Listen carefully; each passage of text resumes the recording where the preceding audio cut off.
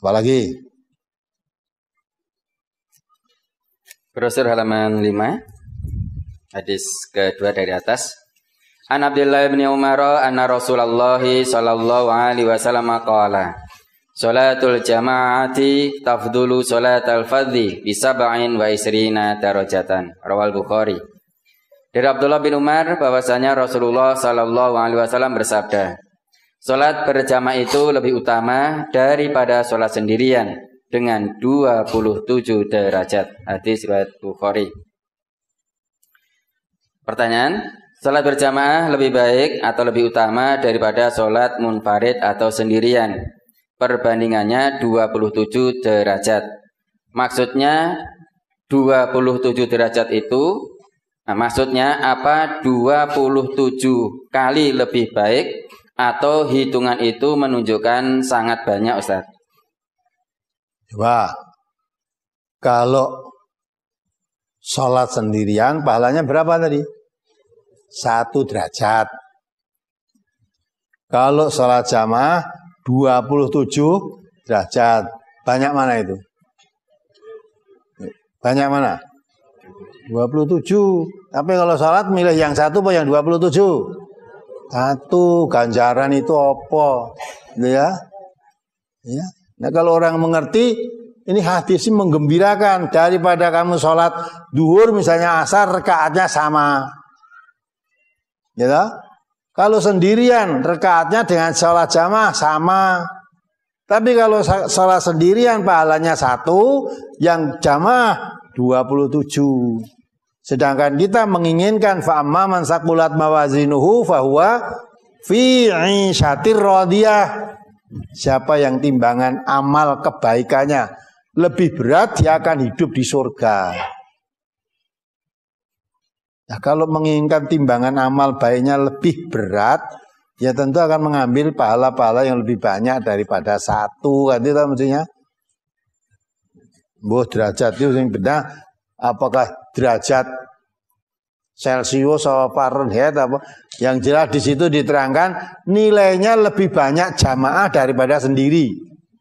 Dah, cara gampangnya derajat-derajat apa rasa mbok pikir. Ya.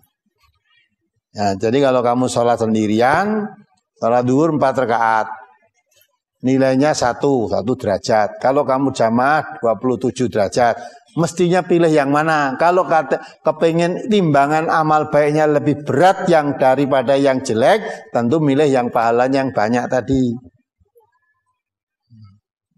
Tentang derajat itu 1 derajat itu seberapa? Itu rahasia Allah tuh, gaib, tidak ada yang tahu secara pasti. Itu hanya menunjukkan bilangan 27 dengan 1 jelas banyak yang 27 gitu. Apalagi? Halaman 5 masuk ke halaman 6. An Abi Hurairah qala Rasulullah sallallahu alaihi wasallam man tatahhara fi baitihi thumma masya ila baitin min buyutillahi liyaqdiya faridatan min faraidillahi kanat khutwatahu ihdahuma tahuttu khati'atan wal ukhra tarfa'u darajatan. Rawahu Muslim.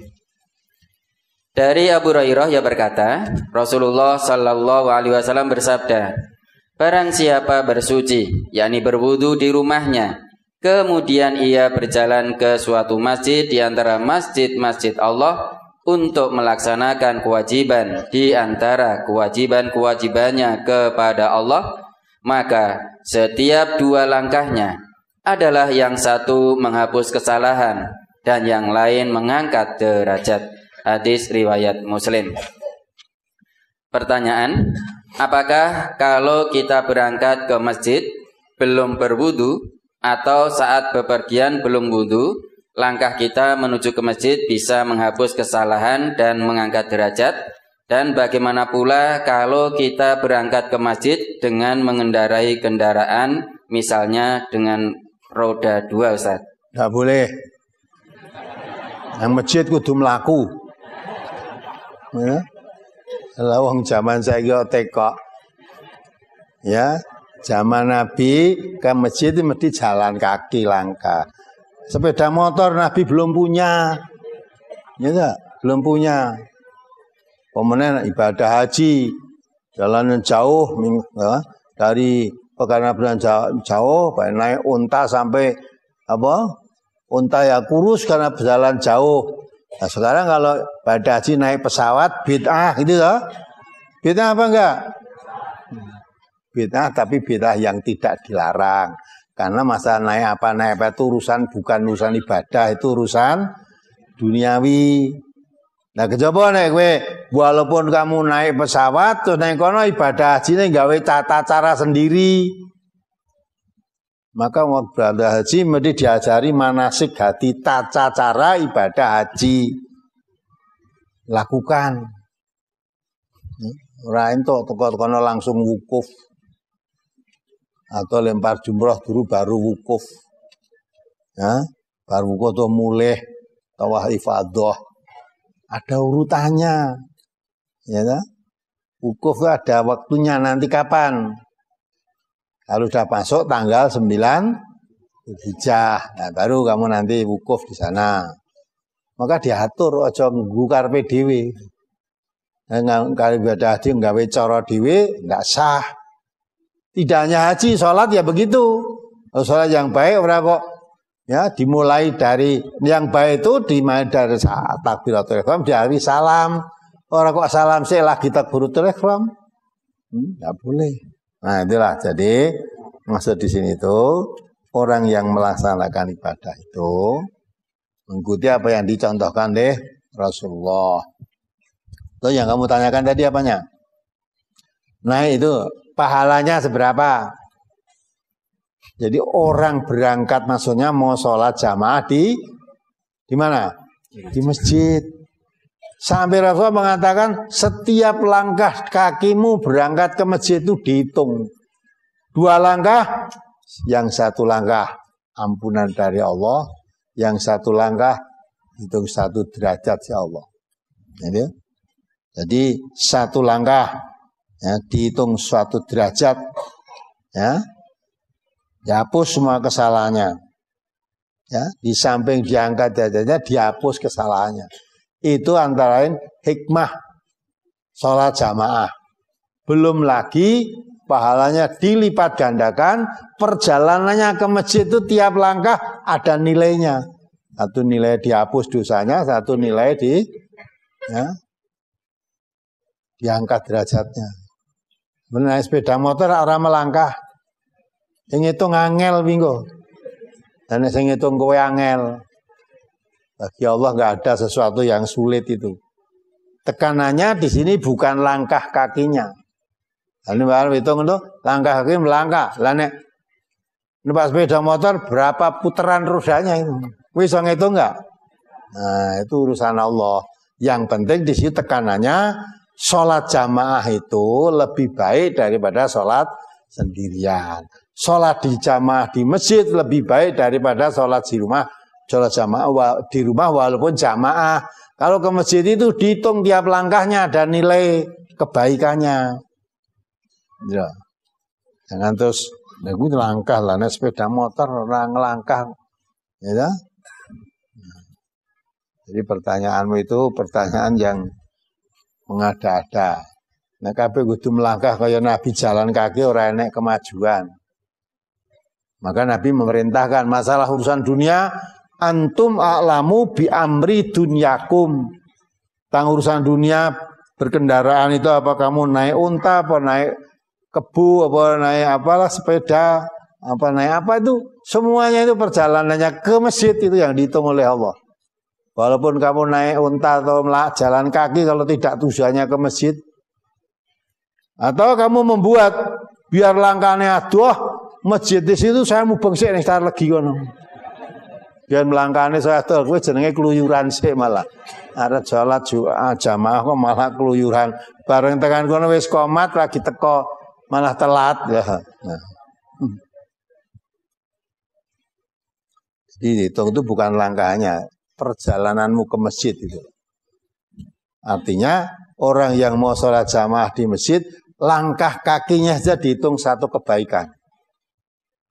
Ya. Langkah kakinya dihitung suatu kebaikan. Maka kalau kamu melangkah kaki ke tempat lokalisasi, Kebaikannya berapa? Karena masjid itu rumah Allah, Baitullah. Dianjurkan setiap orang muslim supaya ziarah ke rumah Allah itu setiap hari lah. Apalagi? Tadi berangkat ke masjid tapi belum berwudu. Apakah setiap langkahnya juga dihitung kebaikan dan menghapus kesalahan, Ustaz? Dihitung, asal kamu ke masjid untuk sholat jamaah.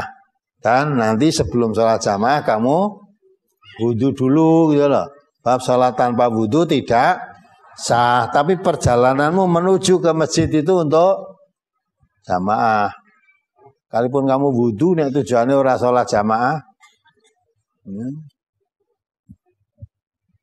Apalagi? Berkaitan dengan ke masjid, di kampung kami hanya ada satu masjid.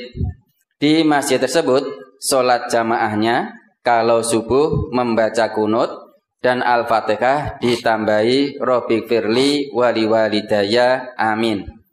Sedangkan di hati saya selalu tidak enak atas sholat jamaah saya karena tidak ada tuntunannya. Bagaimana sikap saya, Ustadz? Mohon tausiahnya. Yang tidak ada tuntunannya tidak usah diikuti. Kamu mengikuti yang tuntunannya ada. Misalnya imamnya waladhdallin, langsung kamu membaca amin. Udah itu baik toh. Nah kalau imamnya pakai kunut, kalau kamu tidak meyakini kunut itu sesuatu yang dituntunkan, biar imamnya kunut, kamu nggak usah ikut kunut. Ya dah? Nah, maka kita itu bisa ikut. Sebab kalau salahnya imam itu tidak membawa salahnya makmum. Baiknya imam membawa baiknya makmum. Ya. Nah, kalau imamnya melaksanakan kebaikan, sholatnya benar, makmumnya bawa baik. Kalau imamnya tidak benar, ditanggung sendiri. Tanggung sendiri. Imamnya salah, kewajibannya mengingatkan. Ya, salah gerakan itu loh. Gerakan sholat. Nek pakai kunut aja mbok subhanallah. Dia mempunyai keyakinan, ya, yang kunut itu sunnah. Terus biar kamu diam saja. Ya, nanti seperti Pak Dudung dulu, ya Pak ya. Jadi imam ditegur malah imamnya ngomong sok pinter gitu. Sok tahu gitu. Sok tahu. Lawang imam sholat ditegur iso jawab sok tahu. Batal kabeh kuwi ya ta. Batal imame. Lah sing cedhake ya ngono. Aku meneng wae. Batal juga itu. Nek meneng bae lah kok ndak ngomong ya. Ya sudah. Nah, kuwi dadi imame karo makmume padha ra mudenge. Ya.